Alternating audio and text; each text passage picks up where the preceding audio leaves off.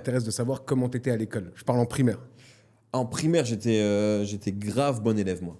Ah, Ouais, j'étais ce genre de... En fait, ma mère était très stressée. ok. Et donc, le grand objectif de ma vie, c'était de rassurer ma mère. Donc, je fais beaucoup de choses pour la rassurer.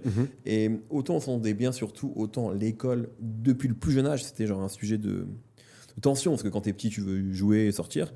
Et elle était vachement à cheval sur le taf, mais genre vraiment dès le CP. Du coup, je pense que c'est un stress qu'elle m'a communiqué. Donc, j'étais plutôt bon élève, même assez, je pense, du CP au CM2, plutôt premier ou deuxième de la classe. Ok. J'étais là-dedans, quoi. Et il y avait le foot aussi. Il y avait ça et le foot.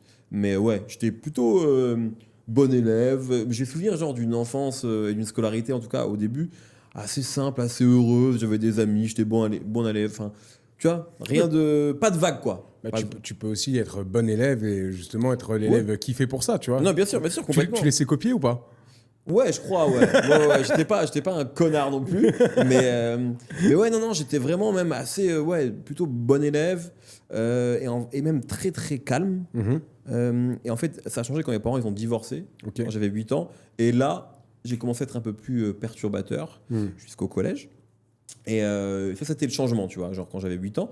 Mais sinon, j'étais plutôt un élève sérieux, un peu élève modèle, hein, jusqu'à l'adolescence où là, forcément, tu te cherches un peu, quoi. Bien sûr. Ailo son. Ailo son.